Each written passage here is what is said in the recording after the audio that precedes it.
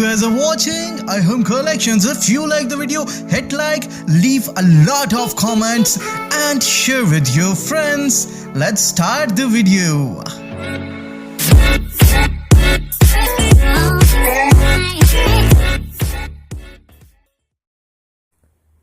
अस्सलाम वालेकुम दोस्तों, आज एक नए टॉपिक के साथ आपकी खिदमत में हाज़िर हूँ। जैसा कि दोस्तों आपने थंबनेल देखा होगा, आज मैं स्पेशल आपको कफ हम अपनी स्लीव्स के साथ अपने बाजू के साथ कैसे अटैच करते हैं, इस टॉपिक पे वीडियो आप दोस्तों के लिए लेके आए हूँ। काफ़ी दोस्तों की मेरी फरमाइश थी कि सर हमें कफ अटैच करने का तरीकाकार बताएं। दोस्तों डबल कफ अटैच करने का तरीकाकार तो मैं ऑलरेडी अपलोड कर चुका हूं, जिसका लिंक मैं डिस्क्रिप्शन में भी दे दूंगा और एंड स्क्रीन पे भी दे दूंगा। आप अगर वो देखना चाहते हैं तो वो भी आप वॉच कर सकते हैं।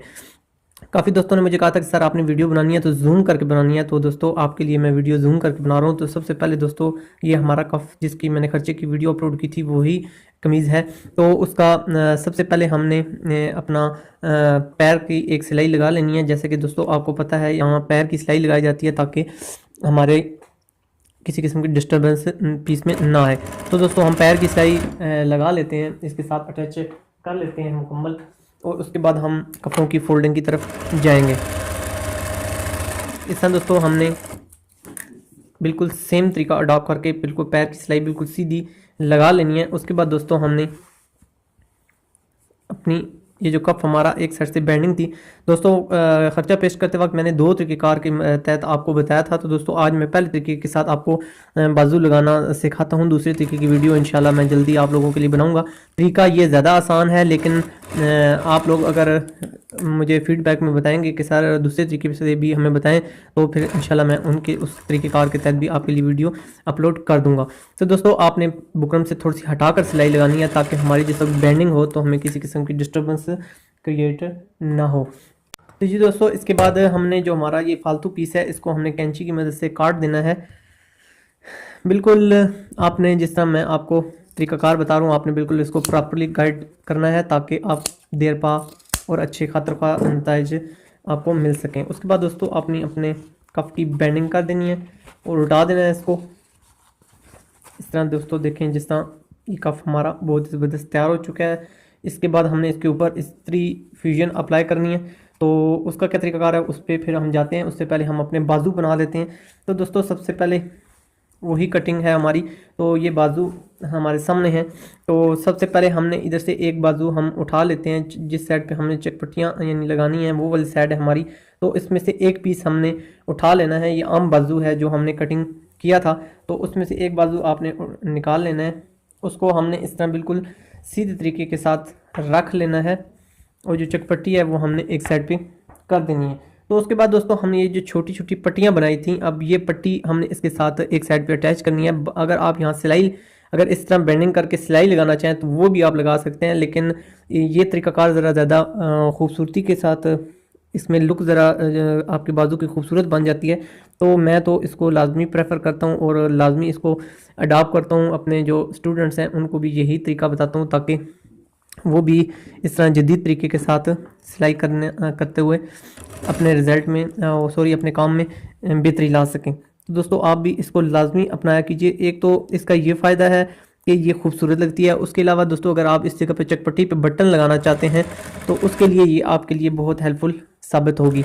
तो आपने इसको लाजमी लगाना है। ये अगर आप लगाएंगे तो एक तो आपके बाजू का जो आप खुद फीलिंग करेंगे, अगर आपका कस्टमर है तो वो भी आपको खुद बताएगा कि सर आपने जो पट्टी लगाना हमें ये लगाई है, इससे मेरे बाजू में बड़ी लुक बन गई है। तो यहाँ आप बेशक आप पैर की भी सिलाई लगा सकते हैं, इधर कोने पे भी लगा सकते हैं, ये आपकी अपनी मर्ज़ी है। लेकिन मैं ज़रा यहाँ डबल सिलाई कर देता हूँ ताकि ये इसकी मजबूती में इजाफा हो जाए। तो उसके बाद दोस्तों हमने ये हिस्सा हमने इसका काट देना है। उसके बाद दोस्तों अब हमारा हिस्सा जो अगली बात आ गई वो हमारी चटपटी की आ गई। तो ये चटपटी हमने बड़ी बनाई थी, एक ही 17 इंच का लॉन्ग पीस था। अगर आपने वो वीडियो नहीं देखी तो मैं डिस्क्रिप्शन में उसका लिंक दे दूंगा, आप उसको भी वॉच कर लीजिएगा। इसको हम हाफ में से कट कर लेंगे और इस तरह आपके सामने दो पट्टियाँ आ जाएंगी। तो सबसे पहले दोस्तों हमने ये पट्टी लगानी है, क्योंकि इसका सिरा देख लें आपको को खुद महसूस हो रहा है कि जिस तरह पट्टी लगाई जाती है इस तरह सिरा इसकी जगह पर आ रहा है। अगर ये पट्टी यहाँ हम लगाने की कोशिश करेंगे तो ये सिरा इस साइड नहीं आता, तो ये इस छोटी पट्टी की तरफ चल जाता है, इसलिए ये इस साइड की नहीं है, दूसरी साइड की है। तो यहाँ इस बाजू बनाने में आपने सीधा और उल्टा बाजू इसका भी आपने लाजमी ध्यान रखना है। अब दोस्तों अब हमने अपनी चकपट्टी बाजू के साथ अटैच करनी है। दोस्तों बहुत तफसील के साथ मैं आप लोगों को गाइडलाइन देता हूँ, यही वजह है कि आप लोग मेरी वीडियोस को पसंद करते हैं। वीडियोस मेरी लॉन्ग ज़रूर हो जाती हैं लेकिन उनमें ये होता है कि आपके जहन में किसी किस्म का सवाल नहीं रहता। तो इसी तरह दोस्तों आपने कंकर की सिलाई लगाते हुए एंड पे आ जाना है, और एंड पे ये जो हमने सेंटर का निशान लगाया था दोस्तों, इसका अब ये फ़ायदा हुआ है कि हमने पट्टी बिल्कुल इधर सेंटर में ले आए हैं। तो उसके बाद दोस्तों हमने अपनी सीधी सिलाई लगा लेनी है। यहाँ भी आपने अपनी जो नीडल है उसको कपड़े के अंदर धंसाने के बाद अपने कपड़े को यानी अपने बाजू को टर्न कर लेना है और इसी तरह आगे तक सिलाइयाँ लगा लेनी है। अब दोस्तों यहाँ से तसल्ली आपने कर लेनी है कि यार यहाँ तक मेरी जो छोटी पट्टियाँ नीचे आ गई है, तो यहाँ मुझे महसूस हो रहा है कि वाकई यहाँ मेरी पट्टी इधर सिलाई के नीचे आ जाएगी। तो दोस्तों यहाँ से मैंने सीधा चकपट्टी का ठोका बांध देना है। इस जगह पर सुई अपनी या नीडल अंदर धंसाने के बाद आप टर्न करके इस तरह भी सिलाई लगा सकते हैं, उस साइड करके सीधी निशान सिलाई भी ला सकते हैं। ये मुख्तलिफ तरीक़ाकार में हर बंदे का मुख्तलिफ तरीक़ाकार होता है, तो इसमें कोई ऐसी बात नहीं है, आप कोई भी तरीका अडॉप्ट कर सकते हैं। फालतू जो चकपट्टी है उसको आपने काट लेना है। और उसके बाद दोस्तों सबसे इम्पोर्टेंट जो काम है दोस्तों वो ये है कि आपने यहाँ जो आगे सिलाई लगानी है ये आपने गुम सिलाई लगानी है। उसकी वजह यह है दोस्तों कि अगर आपके कस्टमर को या आपको का फोल्डिंग करना पड़ जाए तो यहाँ इस जगह से रेशे निकलना शुरू हो जाते हैं, वो बहुत बुरे लगते हैं, और यहाँ आके ओवरलॉक भी एंड हो जाता है तो वो भी धागा बहुत बुरा लगता है। तो इस चीज़ का आपने स्पेशली ध्यान रखना है। तो अब हमने इस पे गुम सिलाई लगानी है, तो गुम सिलाई लगाने का तरीक़ाकार मैं आपको बता देता हूँ। हालांकि मैं पहले ऑलरेडी डबल कफ की वीडियो में ये चीज़ बता चुका हूँ, लेकिन चलें अब दोबारा आपको बता देता हूँ ताकि अभी इस टॉपिक से हमारे रिलेटेड ये चीज़ है। तो आपने आधे पैर की सिलाई दोस्तों लगा लेनी है, बिल्कुल अपना बाजू सीधा रखने के बाद। ये हमारा बाजू देख लें सीधा है, चकपट्टी सीधी लगी हुई है। इसके बाद दोस्तों हमने इसको उल्टा लेना है, यानी अंदर का हिस्सा बाहर कर देना है और बाहर का हिस्सा हमने अंदर कर देना है। और उसके बाद दोस्तों हमने आपकी जो पट्टी बाजू होगा उसकी यूं कुछ शेप बन जाएगी। ये देख लें ये आपका उल्टा हिस्सा बाहर आ गया। तो अब हमने यहाँ पर उल्टी साइड की सिलाई लगा लेनी है। नीचे से आपने ये आधे पैर के अंदर से सिलाई लगानी है, ताकि अगर ज़्यादा अगर आप लगाएंगे तो फिर आपके रेशे जो होंगे वो धागे के वो आपके बाजू की सीधी तरफ आ जाएंगे। तो इसलिए आपने जितनी कम सिलाई लगा सकें, लेकिन ग्रिप लाजमी होनी चाहिए कपड़े के अंदर। ये ना हो कि आप बिल्कुल एंड पे लगाएं और कपड़े की ग्रिप भी ना हो, और जब आप उल्टाएं या कुछ धुलने के बाद एक दो धुलाइयों के बाद उसकी ग्रिप ख़त्म हो जाए और वो आपका बाजू खुल जाए। तो यहाँ का आप उतार लें, और जिस वक्त आपको आज वो लॉक करवाने जाएँ तो उस कारीगर को लाजमी बताया करें कि इस जगह पर आपने लाकर का ओवरलॉक को एंड कर देना है। बाज़ अगर मेरे साथ भी ऐसा हो चुका है, क्योंकि जो ओवरलॉक वाले अनाड़ी बैठे होते हैं या उनको जल्दी होती है तो वो क्या करते हैं कि बिल्कुल एंड तक यहाँ तक ले आते हैं, तो फिर हमारा ये गुम सिलाई लगाने का मकसद ज़ायल हो जाता है। तो आपने उनको स्पेशली अपनी कमीज़ ओवरलॉक वाले को देने के पहले उसको समझाना है कि यहाँ तक आपने ओवरलॉक करना है, इससे आगे ओवरलॉक नहीं जाएगा आपका, यहाँ तक आपने इसको आके ख़त्म कर देना है। तो इस चीज़ का आपने दोस्तों स्पेशली ध्यान रखना है। तो ये देखें दोस्तों आपकी चकपट्टी अटैच हो चुकी है। अब इसके हम प्रेसिंग की मदद से अपना कफ का निशान लगाएंगे। तो इससे पहले हम दूसरी अपना बाजू बना लें दोस्तों। पहले हमने बाजू जो रखा था वो हमने इस सिमत रखा था, तो अब हमने बाजू की सिम चेंज करके इस तरफ कर लेनी है। इस तरह आपको जो सीधा और उल्टी साइड होगी वो हमें उसका फ़र्क पता चल जाएगा। तो दोस्तों अब फिर हमने बिल्कुल सेम प्रोसीजर वापस उसी तरह दोहराना है जिस तरह हमने दूसरे बाजू पर दोहराया है। इसी तरह हमने छोटी पट्टी इसके साथ अटैच करनी है जिस तरह हमने उसके साथ अटैच की है। तो दोस्तों मैं आपको अच्छे तरीके के साथ काम करना सिखाने की कोशिश करता हूँ, नहीं तो अगर सिलाई सीधी सीधी यहाँ लगा दी जाए तो वो तो आपका काम और मज़ीद आसान हो जाता है। लेकिन जो तरीक़ाकार होता है, जो प्रोफेशनली हम इस चीज़ को अप्लाई करते हैं, जिसकी वजह से हमारे कस्टमर हमसे मुतमईन होते हैं, तो थोड़ी सी अगर एक्स्ट्रा मेहनत की वजह से अगर आपके काम में नफासत आ जाती है तो वो कोई ऐसा मसला नहीं होता है। 2-3 मिनट की बात होती है। 2-3 मिनट की मेहनत से अगर आपका कस्टमर आपसे खुश होकर जाता है तो वो आपके लिए ज़्यादा बेहतर होता है। तो उसी तरह आपने अपनी पट्टी एंड तक ले आनी है। जिस तरह ये देखें अपना आखिरी आपका हिस्सा है, वहाँ तक लाने के बाद आपने पट्टी को ये जो दबाव है, जितना आपने आधा इंच पौना इंच के करीब दबाव यहाँ से जितना देना है एंड तक, वहाँ तक उतना ही आपका होना चाहिए। ये तकरीबन आपका अपनी चकपट्टी के बिल्कुल सेंटर तक जाना चाहिए, ताकि एंड तक भी फिर आपका दबाव इतना ही रहे। तो सेम प्रोसीजर दोस्तों जिस तरह हमने उस पट्टी में दोहराया है, इस पट्टी में भी हमने सेम प्रोसीजर दोहरा लेना है।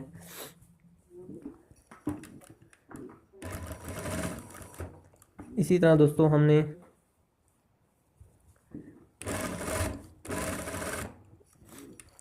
अपना जो ठोका है उस तक एंड तक ले जाना। हमें तसल्ली कर लेनी है कि हमें सॉरी दोस्तों, हमें एंड तक हमारी पट्टी का जो एंड है वो हमारी सिलाई के अंदर आ जाएगा कि नहीं आएगा।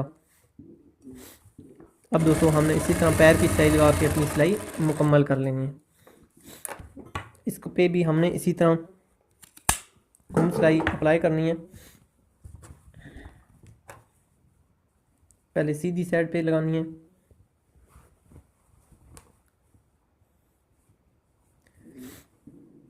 आधे पैर की सिलाई,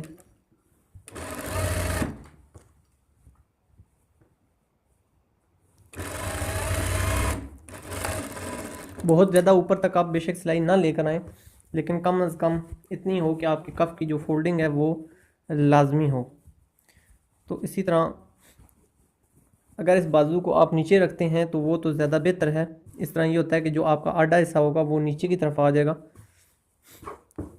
और अगर आप नहीं रखते तो ये भी आपकी अपनी मर्ज़ी है, लेकिन मैं तो आपको यही सजेस्ट करूँगा कि हमेशा जो आड़ा हिस्सा होता है वो आप नीचे ही रखें। अब इसको आप वही सेम प्रोसीजर दोहराने के साथ ये हमारी सिलाई लग चुकी है और ये हमारा दूसरा बाजू भी तैयार हो चुका है। अब इस पर हमने कफ़ कैसे लगाना है, इसको लगाने से पहले हमने इस पर प्रेसिंग करनी है, तो वो उसका तरीकाकार मैं आपको बताता हूँ। तो जी दोस्तों अब हम प्रेस पर पहुँच चुके हैं। अब हमने इस पर अपनी प्रेसिंग अप्लाई करनी है। दोस्तों आपने प्रेसिंग लाजमी अप्लाई करनी है, उससे ये होगा कि आपका कफ़ खूबसूरती के साथ बैठेगा और आपके काम में सफाई आएगी। तो ये इसी तरह दोस्तों आपने अपने कफ़ को खूबसूरती के साथ बिठा लेना है, जिस तरह ये मैं आपको बिठाता हुआ नज़र आ रहा हूँ। बिल्कुल इसी तरह आपने अपने कप पे इस्त्री लगा लेनी है। ये देख रहे हैं दोस्तों, थोड़ी सी मेहनत है लेकिन आपका कफ अपनी जगह पर बैठ जाएगा। बिल्कुल यही काम आपने दूसरे कफ के साथ भी कर लेना है। इस तरह ये होता है कि आपका दबाव एक तो जो आप नॉर्मल रखना चाहते हैं उतना आएगा। अगर आप कम दबाव ज़्यादा बगैर प्रेसिंग के लगाएंगे तो उसमें ये होगा कि कहीं से आपका दबाव ज़्यादा हो जाएगा और कहीं से आपका दबाव कम हो जाएगा। तो यहाँ से एक तो आप अपना दबाव भी कंट्रोल कर सकते हैं, और दूसरा ये है कि आपका कफ बैठा हुआ होगा तो ये आपका काम सफाई के साथ होगा। देख लें दोस्तों, बहुत ज़बरदस्त कफ प्रेस हो चुका है। अब हमने बाजू की बात आ गई। तो बाजू हमने बिल्कुल इसी तरह अपनी तरफ रखने के बाद हमने इस पर प्रेसिंग अप्लाई कर देनी है। ये जो हमने सेंटर का निशान लगाया था इसको भी ख़त्म कर लेना है, और इस तरह हमने बाजू को अपनी जगह पर बिठा लेना है। बिल्कुल सेम प्रोसीजर। आधा इंच हमने दबाव की गुंजाइश रखी होती है, तो आपने आधा इंच यहाँ से बेंडिंग करने के बाद आपने यहाँ पर अपना निशान लगा लेना है। ये निशान दोस्तों आपकी आप कफ चढ़ाने में हमारी रहनुमाई करेगा। इसके बाद दोस्तों आपने ये चकपट्टी और जो छोटी हमने पट्टी लगी आपस में मैच करके यहाँ हमने सेंटर का निशान लगा लेना है। तो अब इसको कैसे ये हमारे लिए हेल्पफुल साबित होगा, ये हम जब इसको हम स्टिचिंग करेंगे तो वहाँ मैं आपको समझाऊंगा कि ये कैसे हमारी हेल्प ये सिलाई कर रही है। वैसे आप ज़्यादा समझदार हैं, आप लोग इस चीज़ को पहले ही समझ चुके होंगे कि यहाँ पर हमारी सिलाई आएगी और ये हमारे लिए बहुत हेल्पफुल साबित होगी। और ये हमारा सेंटर का निशान है जो हमारी चुनटे बनाने के लिए हमें हेल्प करेगा। तो जी दोस्तों अब हम इसको स्टिच करते हैं। Thanks for watching. Subscribe and hit the bell icon. Arham Connections.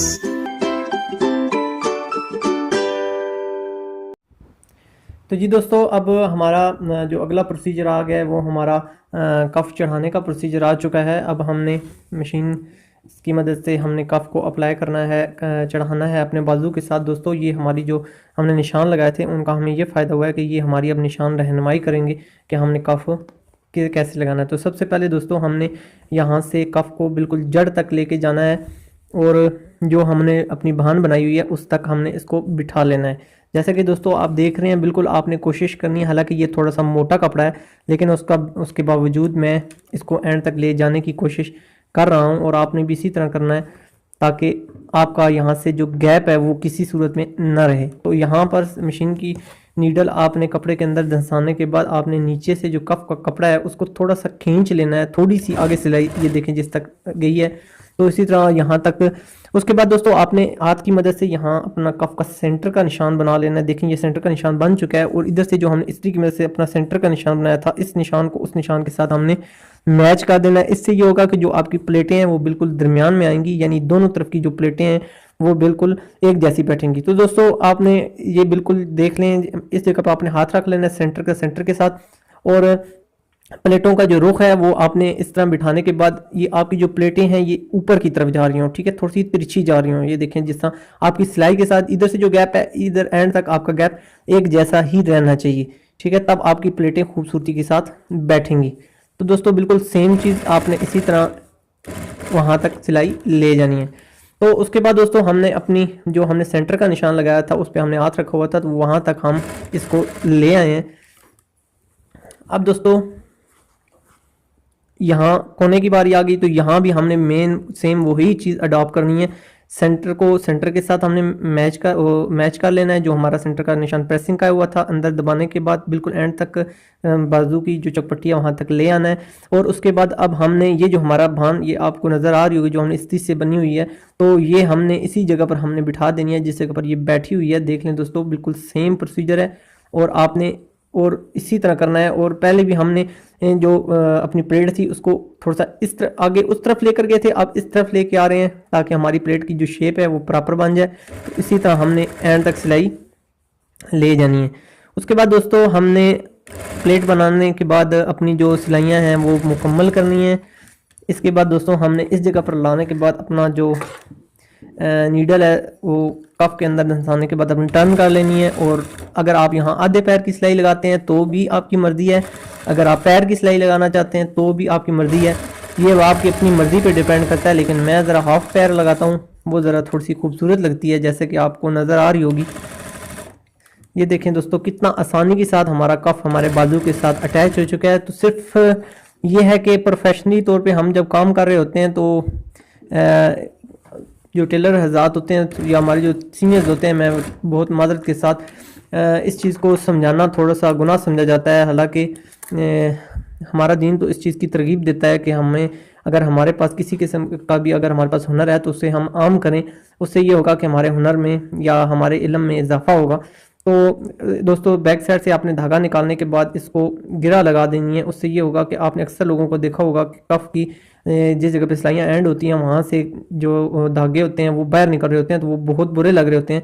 तो कोशिश किया करें आप भी इसको लाजमी अडॉप्ट करें ताकि आपका जो इस किस्म का नुक्स है वो कभी भी ना आए। तो दोस्तों देखें ये गिरा बैक साइड पे चली गई है, तो अब यहाँ से आपका धागा किसी सूरत में नहीं निकलेगा। तो यहाँ ऊपर हमारी सिलाई लग चुकी है, तो इसको आप काट भी दें तो भी बेहतर है, अगर यहाँ गिरा लगा दें तो भी आपके लिए बेहतर है, कोई मसला नहीं है। ये अब धागा तो वैसे नहीं निकल पाएगा क्योंकि यहाँ से हमने सिलाई यहाँ तक लेकर आए हुए हैं, तो ये वहाँ से सिलाई इधर तो गुजरी हुई है, तो ये तो नो टेंशन, ठीक है। तो अब यहाँ हमने बैक साइड पे गिरा लगा लिया, तो अब हमारा कफ एक किस्म का गुम बन चुका है। देखें दोस्तों कितना खूबसूरती के साथ हमारा कफ अपनी जगह पर बैठ चुका है। तो ये इंशाल्लाह आपको मज़ीद भी रहनुमाई में आप लोग दोस्तों की करता रहूँगा। बैक साइड से भी आप देख सकते हैं, ये देखें कितना प्रॉपर अपनी जगह पर सिलाइयाँ आई हुई हैं, कोई फालतू पीस नहीं है। दोस्तों एक कफ जब हम चढ़ा चुकेंगे तो दूसरा कफ ऑलरेडी हमारा सीधा आ जाएगा, तो इस चीज़ में हमें कोई टेंशन की बात नहीं है। ये हमारे निशान लगे हुए हैं, तो बिल्कुल सेम इसी जगह से आपने स्टार्ट करके वही प्रोसीजर दोहराते हुए दूसरी तरफ हमने एंड कर देना है। पहले जगह पर हमारी छोटी पट्टी आई थी, अब हमारी बड़ी पट्टी आ चुकी है। तो बात वही है, सिर्फ हमारा बाजू उल्टा सीधा हुआ है। तो ये भी इंशाल्लाह ये लाजमी होना चाहिए। ये नहीं है कि अगर आपकी इस जगह पर छोटी पट्टी आई है तो दोबारा बाजू में भी इस जगह पर छोटी पट्टी आए तो आप समझ जाएं कि आपका बाजू गलत बन चुका है। तो ये उल्टा और सीधा बाजू होना मस्ट होता है, एक दायां होता है और एक बायां होता है, एक लेफ्ट और राइट होता है। तो ये लाजमी चीज़ है। वहाँ यहाँ हमारी छोटी पट्टी स्टार्ट हुई थी, अब हमारी बड़ी पट्टी स्टार्ट हो रही है। इसका मतलब है कि हमारा बाजू ठीक बना हुआ है। तो दोस्तों आपने यही सेम तरीका करके इतना बाजू कंप्लीट कर लेना है दूसरा। तो मुझे उम्मीद है दोस्तों आप मेरे इस तरीके को लाजमी अडॉप्ट करेंगे। फीडबैक में आप मुझे लाजमी बताइएगा, मेरी हौसला अफजाई लाजमी कीजिएगा। और मुझे लाजमी बताइएगा कि आप मज़ीद किस टॉपिक पे वीडियो देखना चाहते हैं। बहुत से दोस्त मुझे गाइडलाइन देते रहते हैं, उनके लिए मैं सल्यूट करता हूं उनको और अप्रिशिएट करता हूं, उनकी मेहरबानी, उन सबको थैंक करना चाहता हूं। तो दोस्तों इंशाल्लाह मज़ीद किसी अच्छी से सेगमेंट में अच्छे से टॉपिक पे आपसे दोबारा मुलाकात होगी। दोस्तों दुआओं में मुझे ज़रूर याद रखा कीजिए। इंशाल्लाह मिलेंगे नेक्स्ट वीडियो में। जब तक के लिए आपको और मेरा अल्लाह हामी नासिर। अल्लाह हाफिज़।